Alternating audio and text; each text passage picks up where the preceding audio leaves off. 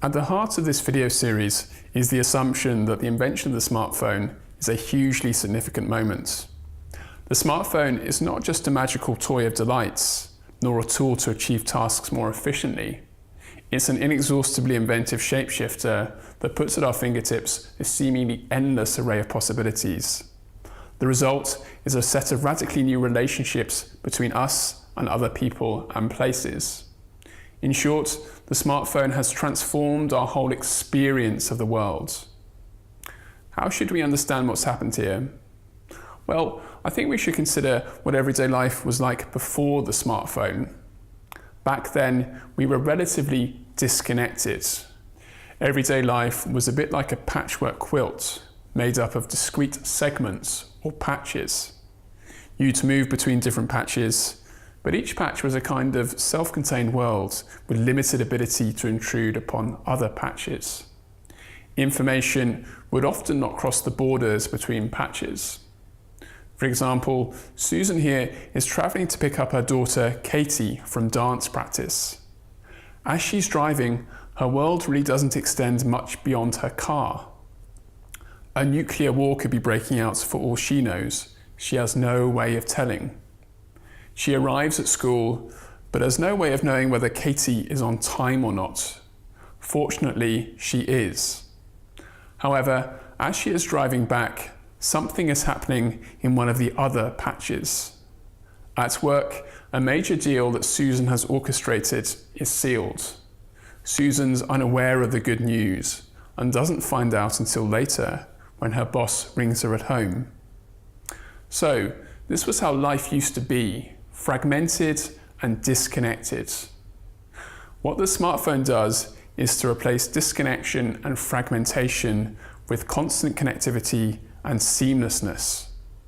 The smartphone dissolves the quilt of life and reconstitutes it on the screen, with all those different patches becoming apps. And in doing so, it fundamentally changes the nature of our experience. When life was a patchwork quilt, our perspective was very partial. From nowhere could we see the quilt in its entirety.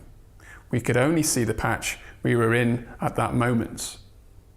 As a result, our experience of the world was fragmented. The smartphone, however, gives us a God's eye view of our life. Our whole life exists on our menu screen. The result is a new sense of life as a seamless whole, rather than fragments. So what does the new seamless universe of the smartphone consist of? What are its building blocks? These are what we can call flows. The notion of flow is really central to the whole concept of the smartphone. Indeed, it's embedded in its design. One of the central innovations of the smartphone was the introduction of the touchscreen. With the touchscreen, interaction seems much more seamless and natural. We flow through menus via flourishes of our fingers. But in the age of the smartphone, it's not just our interaction with technology that flows, it's also our whole interaction with the world. Before the smartphone, our number of connections with the world at any one time would be quite limited. Often, we'd just be connected to our immediate vicinity. However, the smartphone allows us to maintain numerous connections simultaneously over time and space. We're now always connected to our friends and family, no matter where we are. The same goes for work and global media events. The smartphone also gives us a new relationship with the material world. Through their GPS functionality, phones constantly relay information about our environment, from interesting places to proximate friends. We perceive these different connections as a series of flows.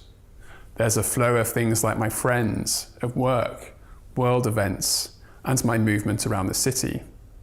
These flows have their own velocity independent of me, but of course I can influence them through my actions.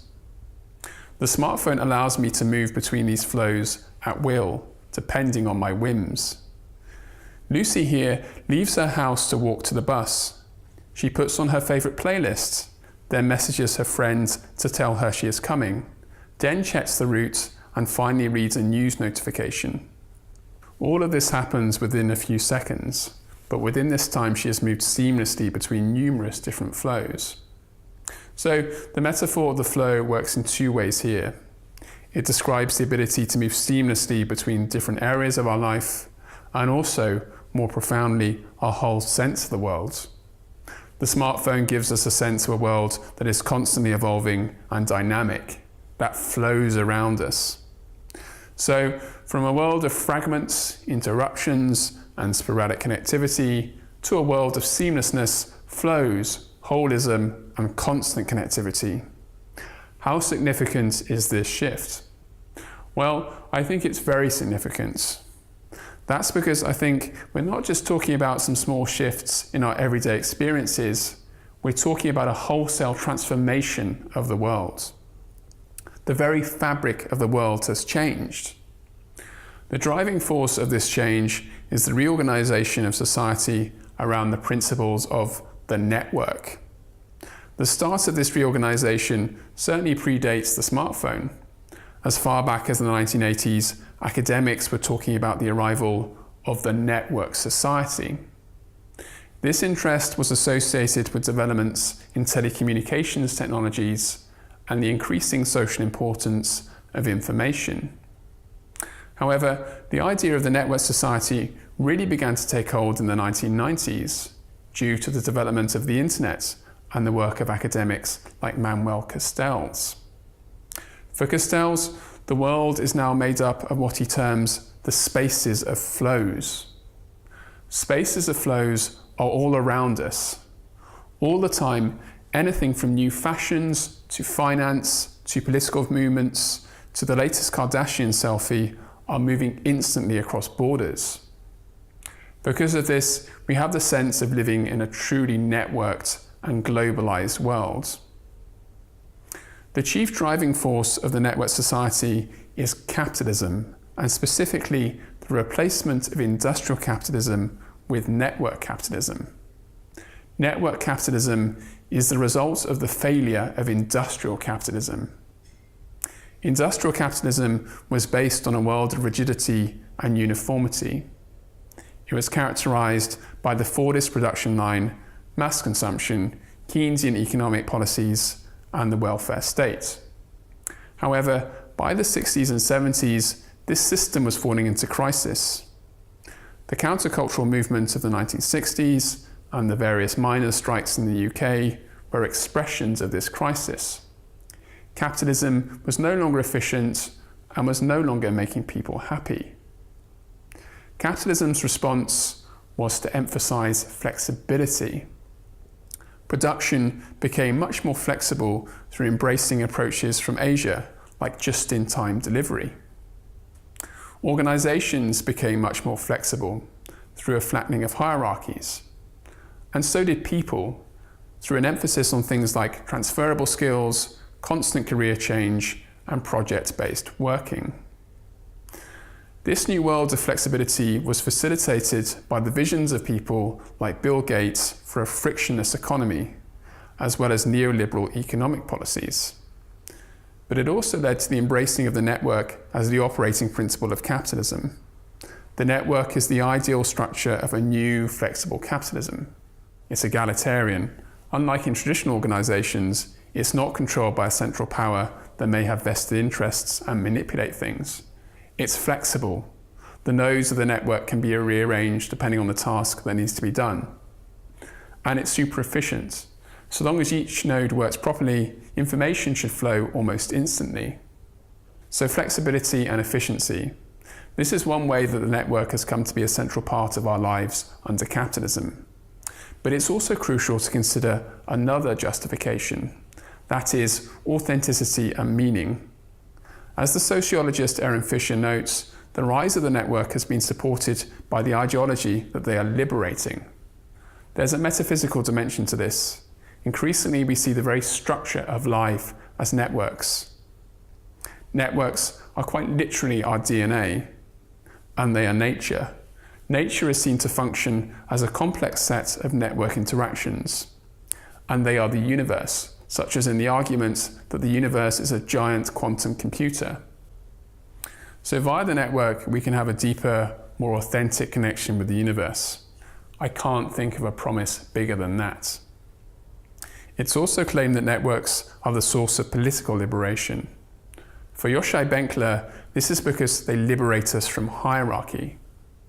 This allows us to be more creative, authentic beings and creates a capitalism that is finally human.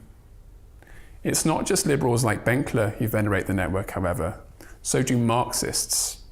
For example, Hart and Negri pin the hopes of global revolution on the loose network of people they call the multitude. And the economist Paul Mason even believes that via the network, capitalism has sown the seeds of its own destruction. So where does the smartphone fit into all of this? Well, we should first acknowledge that it's a huge watershed in the development of network capitalism. Before it, there were many times of day when we were not connected to the network.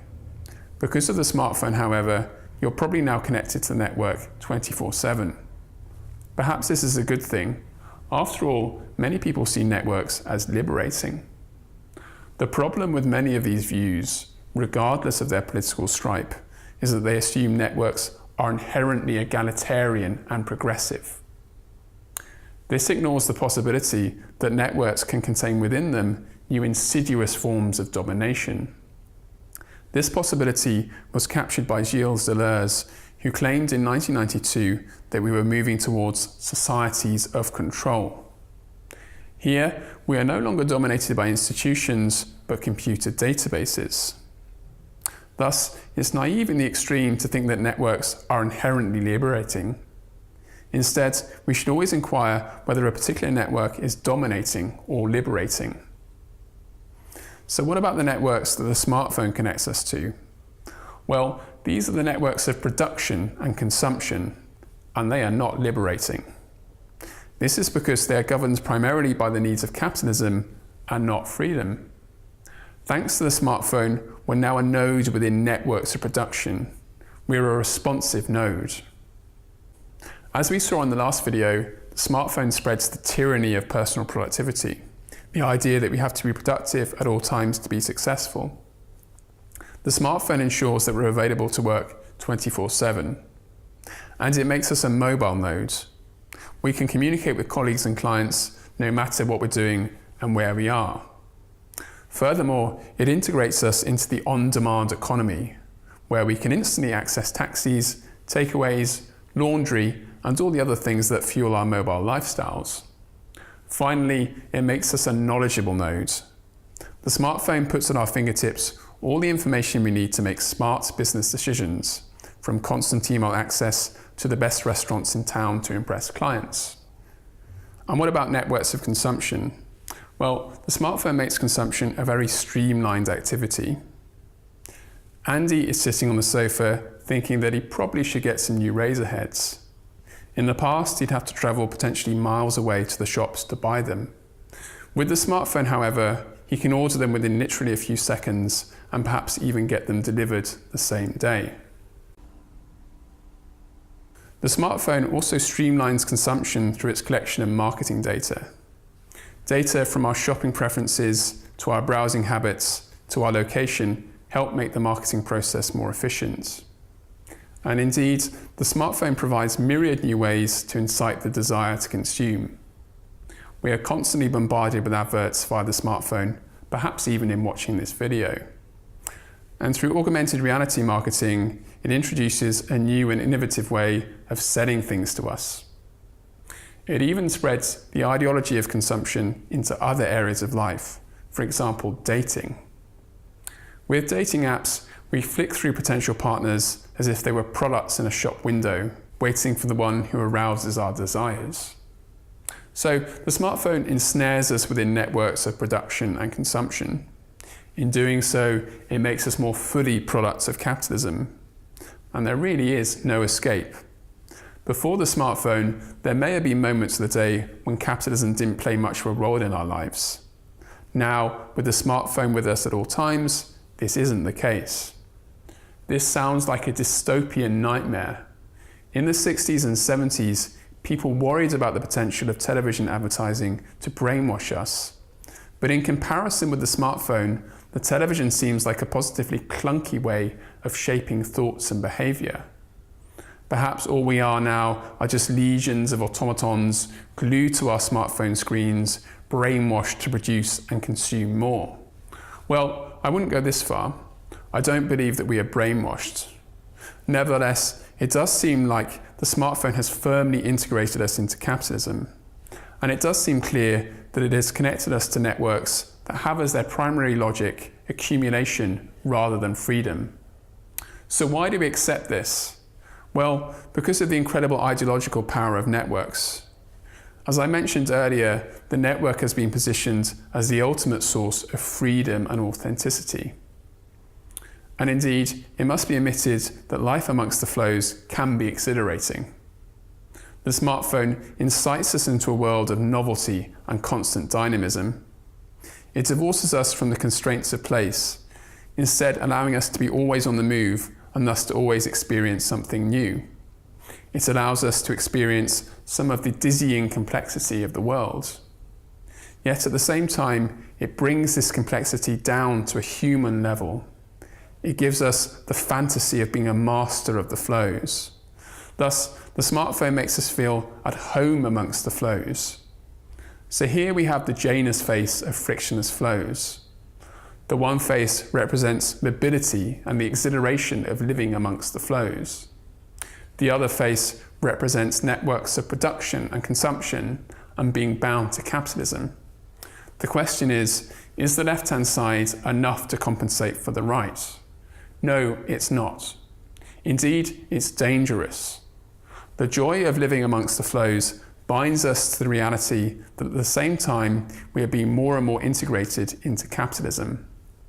Thus, our phones trap us in flows of unfreedom. It becomes harder and harder to escape. Our phones condemn us to capitalism, a world without alternative. So what's the answer? Well, this is not the video in which I want to answer that. Nevertheless, I do want to finish with a relevant question. How can the smartphone allow us to embrace living amongst the flows without condemning us to capitalism? The smartphone doesn't inherently condemn us to capitalism. It only does so because it connects us to networks that do.